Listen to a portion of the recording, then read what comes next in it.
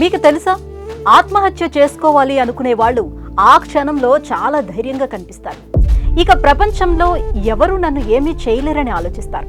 కానీ బతికున్న నిన్ను ఎవరు ఏమీ చేయలేరనే కఠిన సత్యాన్ని మర్చిపోతారు.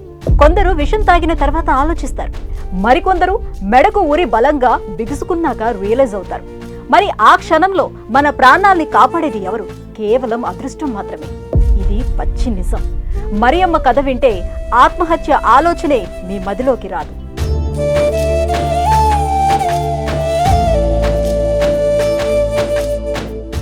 సొంత ఊరికి తిరిగి రాలేను అనుకుంది మరియమ్మ. తన 2 పిల్లలకు ఎడబాసిపోయాననుకుంది. భర్తతో శాశ్వత బంధం తెగిపోయిందని భయపడింది. తిరిగి రాలేని చివరి ప్రయాణం మొదలైందని కన్నీరు పెట్టుకుంది. కానీ అదృష్టం మరియమ్మను అతిపెద్ద ప్రాణగండం నుంచి బయటపడేసింది. తిరిగి తన భర్త, పిల్లల దగ్గరకు పూర్తి ఆరోగ్యంతో చేరుకుంది. మరియమ్మ కథ ఓ స్ఫూర్తినిచ్చే కథ, నలుగురికి దారి చూపే కథ, ఇంకెవ్వరూ ఇలాంటి నిర్ణయం తీసుకోవద్దని చూపించే కథ. ఒక్కోసారి అతి మంచితనం, అతి ప్రేమ కూడా సమస్యగా మారుతుంది. మరియమ్మకు అదే జరిగింది. చిన్న బిజినెస్ చేసే మరియమ్మ భర్త ఆమెతో చెప్పకుండా సొంత నిర్ణయాలు తీసుకున్నాడు. ఇంకా చెప్పాలి అంటే మరియమ్మను లెక్క చేయకుండా కొన్ని పనులు చేశాడు. భర్త ప్రవర్తన మరియమ్మకు తీవ్రమైన కోపాన్ని తెప్పించింది. అది ఇంట్లో ఘర్షణకు దారితీసింది. కోపంలో మరియమ్మ పైన భర్త చేయి చేసుకున్నాడు. ప్రేమగా చూసుకునే భర్త పిల్లల ముందు చేయి చేసుకోవడంతో మరియమ్మ ఎమోషన్కు గురైంది. ఆవేశం ఆవేదనగా మారింది. దీంతో ఈ భూమి మీద ఉండకూడదని నిర్ణయించుకొని ఇంట్లో ఉన్న ఎలకల మందు తాగేసింది. పిల్లలిద్దరు ఉన్నారు. పిల్లలిద్దరు ఉంటే వాళ్ళ ముందు నన్ను కొట్టేసరికి నాకు ఎట్లా అనిపించింది. అమ్మ ఎందుకు నేను ఇంత చెప్పినా వేస్ట్ అవుతుంది, పదే చెప్పడం వల్ల కూడా సుఖం లేదనిపించేసి నాకు ఎందుకు సడాలన్నది కానొచ్చేసరికి తాగేసింది. అందరూ కాదు, సూసైడ్ చేసుకునే వాళ్లలో 90% మంది ఒక నమ్మకంతో ఉంటారు. ప్రాణం పోయే చివరి క్షణంలో ఎవరో ఒకరు తనను కాపాడతారని నమ్ముతారు. ఇంచుమించు మరియమ్మకు కూడా అలాగే జరిగింది. కానీ ఫస్ట్ డే ఆమెకి ఏమీ కాలేదు. అసలు నేను తాగింది నిజమేనా అనే అనుమానం కూడా వచ్చింది. రెండో రోజు మధ్యాహ్నం వరకు కూడా ఏమీ తేడా కొట్టలేదు. మనసులో ఉన్న భయం కొంత తగ్గింది. ఎలుకల మందు మనుషులకు పనిచేయదేమో అనుకుంది. కానీ సాయంకాలానికి అసలు కథ మొదలైంది. కళ్ళు తిరగటం, వాంతులు కావటం, కడుపులో సమస్య. ఎందుకంటే ఎలకల మందు తాగితే 48 గంటల వరకు దాని ప్రభావం కనిపించదు. కానీ 48 గంటల్లో బాడీలో ఉన్న అన్ని ఆర్గాన్స్ ని నాశనం చేస్తుంది. అప్పుడు మరియమ్మలో భయం స్టార్ట్ అయింది. కళ్ళు తిరగటం, వాంతులు కావటం, చికాకు కనిపిస్తుంది ఒంట్లో.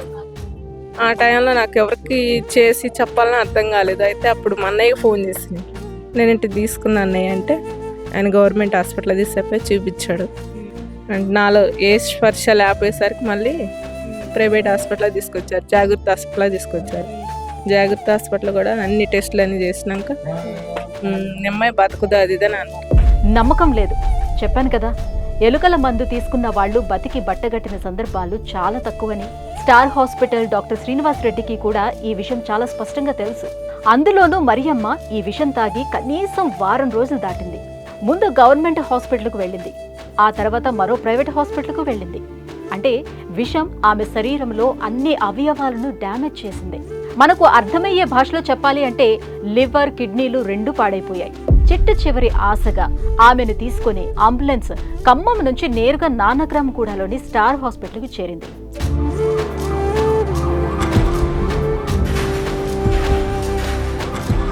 స్థూలంగా మెడికల్ రికార్డులను పరిశీలిస్తే విషం తాగిన చాలా మంది ప్రాణాలతో బతికే సందర్భాలు చాలా తక్కువని చెబుతారు. పురుగుల మందు తాగితే బతకటం కష్టం. గడ్డి మందు తాగితే వారిని కాపాడడం కూడా కష్టం. యాసిడ్ వంటివి తాగితే బతికించడం అనేది యముడితో పోరాటమే. ఆ క్షణంలో మరియమ్మ పరిస్థితి కూడా అదే. ప్రాణాలు దక్కే అవకాశాలు చాలా తక్కువ. అయినా సరే ఆ సమయంలో మరియమ్మ కుటుంబానికి కనిపించిన ఒకే ఒక్క ఆశ star hospital and doctor Srinivas Reddy. So ఈ పేషెంట్కి నేను ఇమ్మీడియట్గా వచ్చినటువంటి రాత్రి రోజు ఆ రోజు వచ్చారు.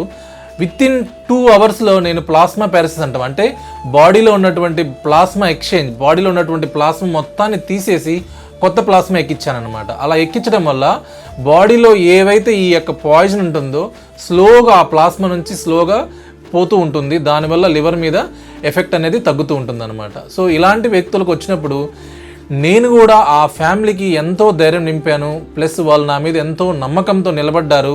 అలా నమ్మకంతో నిలబడ్డారు కాబట్టే ఈరోజు మరియమ్మ మన ప్రజానికంలో తిరుగుతూ ఉంటుందన్నమాట. ఆవేశంలో విషం తాగిన చాలా మంది ప్రాణం పోయే చివరి క్షణంలో బతకాలని ఆరాటపడతారు. ఆ క్షణంలో వాళ్ళు బతికేది లేనిది నిర్ణయించేది ఇద్దరే. ఒకరు ఆ పేషెంట్ను అడ్మిట్ చేసుకున్న డాక్టర్, రెండోది విధి. మరియమ్మ అదృష్టవంతురాలు. డాక్టర్ శ్రీనివాస్ రెడ్డికి స్టార్ హాస్పిటల్లో 90% సక్సెస్ రేటు ఉంది. డాక్టర్ శ్రీనివాస్ రెడ్డి తీసుకున్న కేసుల్లో 90% మంది ప్రాణాపాయం నుంచి బయటపడ్డారు.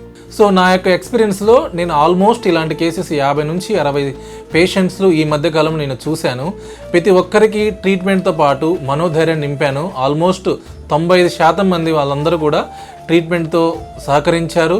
వాళ్ళ యొక్క లివర్ ఇంప్రూవ్ అయిపోయింది. వాళ్ళు డిశ్చార్జ్ అయిపోయి హ్యాపీగా వాళ్ళ ఫ్యామిలీ మెంబర్స్ పిల్లలతో హ్యాపీగా జీవితం గడుపుతున్నారు.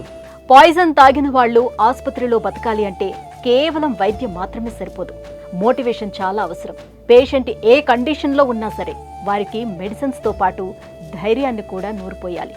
డాక్టర్ శ్రీనివాస్ రెడ్డి అదే చేశారు. ఒకవైపు వైద్యాన్ని అందించారు, మరోవైపు పేషెంట్కి ధైర్యాన్ని అందించారు. దాని ఫలితమే ఇవాళ మన కళ్ళ ముందు మరియమ్మ పూర్తి ఆరోగ్యంతో కనిపిస్తుంది. నేను ఇవాళ ఈ ఇదిలో ఉన్నానంటే ఆ సారు నాకు పెట్టిన భిక్షే. ఆ సారే నన్ను బతికిచ్చింది. కానీ చాలా నన్ను అవును మేడం, అసలు నన్ను ప్రతిసారి కూడా వచ్చి బాగా చెక్ చేసేదంటే ఎట్లుంది ఏంది, ఒక చిన్న పిల్లలాగా నన్ను బాగా అడిగేది అనమాట. నీకు ఎట్లుంది, నీకు ఒంట్లో ఎట్లుంది, మంచిగుందా, తింటే అది మంచిగా ఉంటుందా, నీకు వేసిన మందులు ఎలా ఉన్నాయి అని నాకు బాగా అసలు చిన్నపిల్లగాలను అడిగినట్టు అడిగిండు సార్. క్షణికావేశంలో మరియమ్మ తీసుకున్న నిర్ణయం ఆమెను సొంతిళ్లను కోల్పోయేలా చేసింది. రెక్కలు ముక్కలు చేసుకుని దాచుకున్న సంపాదనను ఖర్చు చేసింది. కుటుంబాన్ని అప్పుల్లోకి నెట్టేసింది. ఒకే ఒక్క నిమిషం ఓపికతో ఆలోచించి ఉంటే మరియమ్మ జీవితం మరోలా ఉండేది. అందుకే ఆవేశంలో తీసుకునే నిర్ణయం అనర్థానికి కారణమవుతుంది. కాదు అనుకునే వాళ్ళు ఈ వీడియో కింద కామెంట్ చేయండి.